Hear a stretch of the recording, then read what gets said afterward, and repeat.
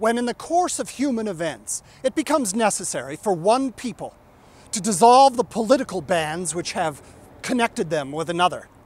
and to assume among the powers of the earth the separate and equal station to which the laws of nature and of nature's God entitle them. A decent respect to the opinions of mankind requires that they should declare the causes which impel them to the separation. We hold these truths to be self-evident, that all men are created equal, that they are endowed by their Creator with certain unalienable rights, that among these are life, liberty, and the pursuit of happiness, that to secure these rights, governments are instituted among men, deriving their just powers from the consent of the governed, that when any form of government becomes destructive of these ends, it is the right of the people to alter or to abolish it and to institute new government, laying its foundation on such principles and organizing its powers in such form as to them shall seem most likely to affect their safety and happiness. Prudence indeed will dictate that governments long established should not be changed for light and transient causes, and accordingly all experience hath shown that mankind are more disposed to suffer, while evils are sufferable, than to right themselves by abolishing the forms to which they are accustomed. But when a long train of abuses and usurpations, pursuing invariably the same object, evinces a design to reduce them under absolute despotism, it is their right, it is their duty to throw off such government and to provide new guards for their future security. Thus has been the patient suffrage of these colonies, and thus is now the necessity which constrains them to alter their former systems of government. The history of the present King of Great Britain is a history of repeated injuries and usurpations, all having in direct object the establishment of an absolute tyranny over these states. To prove this, let facts be submitted to a candid world. He has refused his assent to laws, the most wholesome and necessary for the public good. He has forbidden his governors to pass laws of immediate and pressing importance, unless suspended in their operation till his assent should be obtained, and when so suspended, he has utterly neglected to attend to them. He has refused to pass other laws for the accommodation of large districts of people, unless those people would relinquish the right of representation in the legislature, a right inestimable to them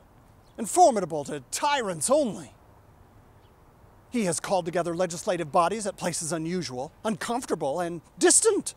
from the depository of their public records for the sole purpose of fatiguing them into compliance with his measures. He has dissolved representative houses repeatedly for opposing with manly firmness his invasions on the rights of the people. He has refused for a long time after such dissolutions to cause others to be elected, whereby the legislative powers, incapable of annihilation, have returned to the people at large for their exercise, the state remaining in the meantime exposed to all the dangers of invasion from without and convulsions within.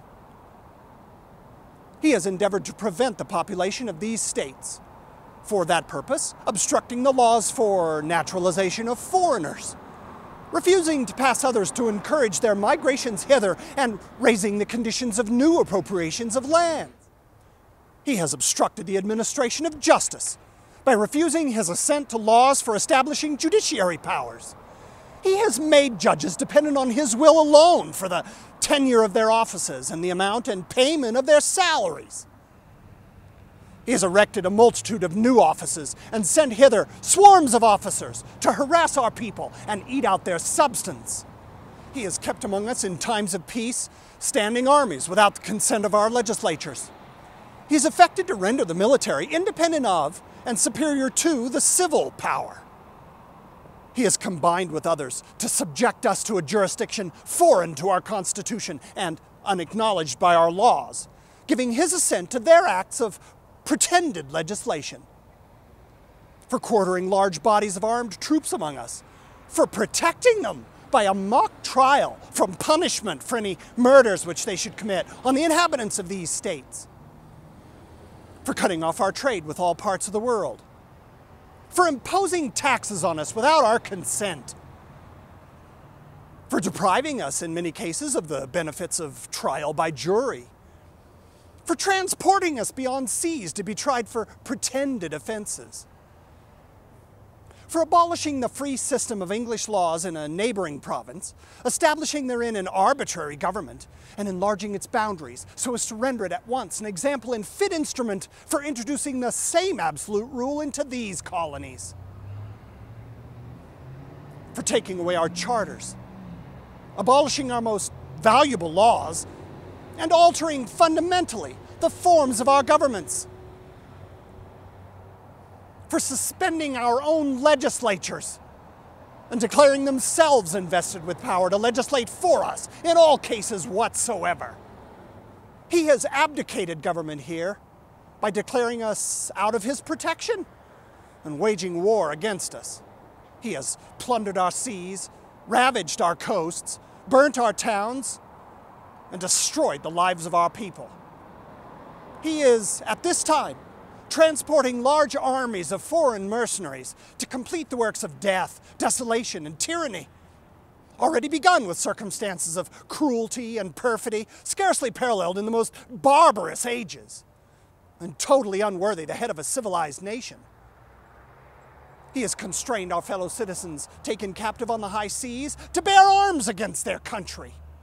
to be the executioners of their friends and brethren,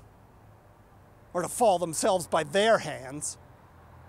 He has excited domestic insurrections amongst us and has endeavored to bring on the inhabitants of our frontiers the merciless Indian savages, whose known rule of warfare is the undistinguished destruction of all ages, sexes, and conditions. In every stage of these oppressions, we have petitioned for redress in the most humble terms. Our repeated petitions have been answered only by repeated injury.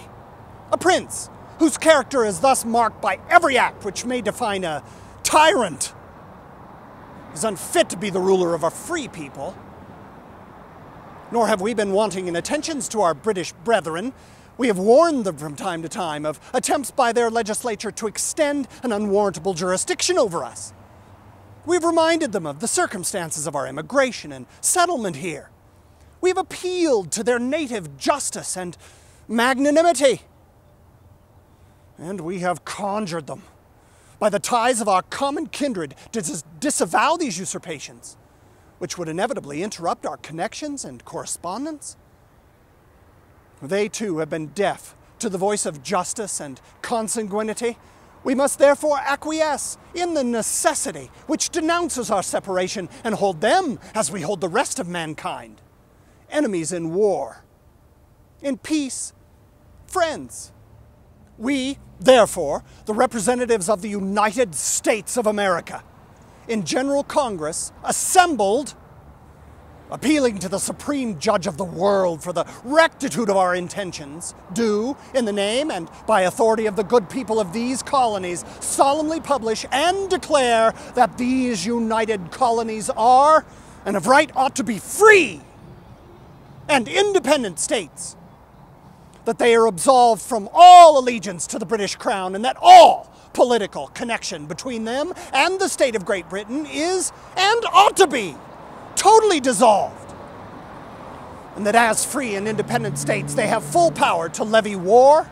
conclude peace, contract alliances, establish commerce, and do all other acts and things which independent states may of right do. And for the support of this declaration, with a firm reliance on the protection of divine providence, we mutually pledge to each other our lives, our fortunes,